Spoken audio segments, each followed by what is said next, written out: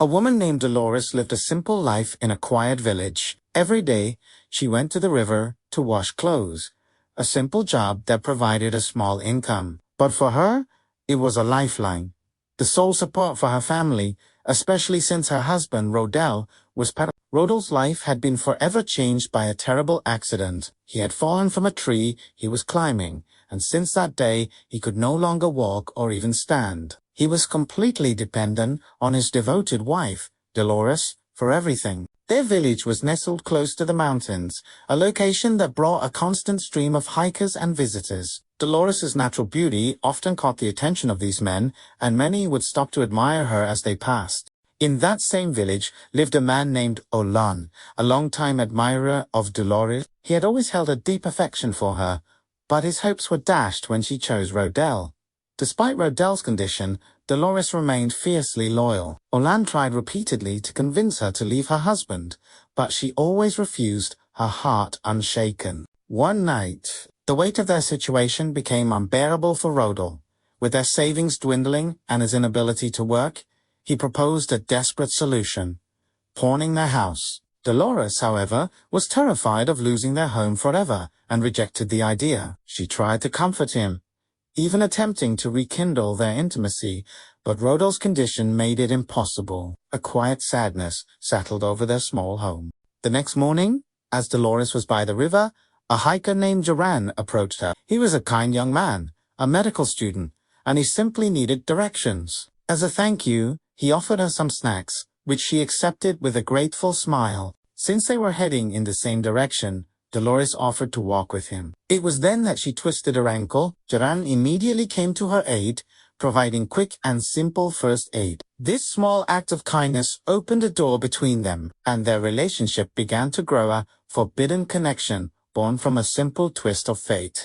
A few days later, Jeron returned. He had found her house, learned about Rodel's condition, and offered to help. Dolores was hesitant at first, but eventually introduced him to Rodel. She explained that Rodel had only received painkillers in the past because they couldn't afford expensive therapy. To their astonishment, Jeron offered to provide a therapy for free, and so Rodel began his journey toward recovery. After his first therapy session, Jeron prepared to leave. Dolores asked for Rodel's permission to walk Jeron back, and it was during that short walk that their forbidden relationship was rekindled. Jeron's affection for Dolores deepened. He even gave her a sum of money as a gesture of his feelings, and Dolores, in her desperate financial state, accepted it. She spent that night with Jeron and returned home the next day with the money, which she gave to Rodel. Rodel took the money without much comment, but his eyes held a knowing look. He said nothing,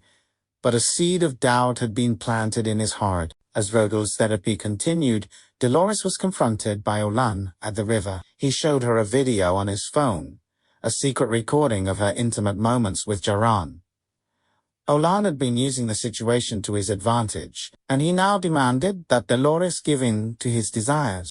Time passed, and Rodel's therapy began to show remarkable results. One morning, he was finally able to stand on his own, though his legs were still shaky. This small victory filled him with a new sense of hope. He even asked Jeron if his full physical function, including his sexual health, could be restored. Jeron confidently assured him it was possible, and Rodel was overjoyed. But his happiness was short. Later that day, while pretending to be asleep, Rodel opened his eyes to a devastating sight.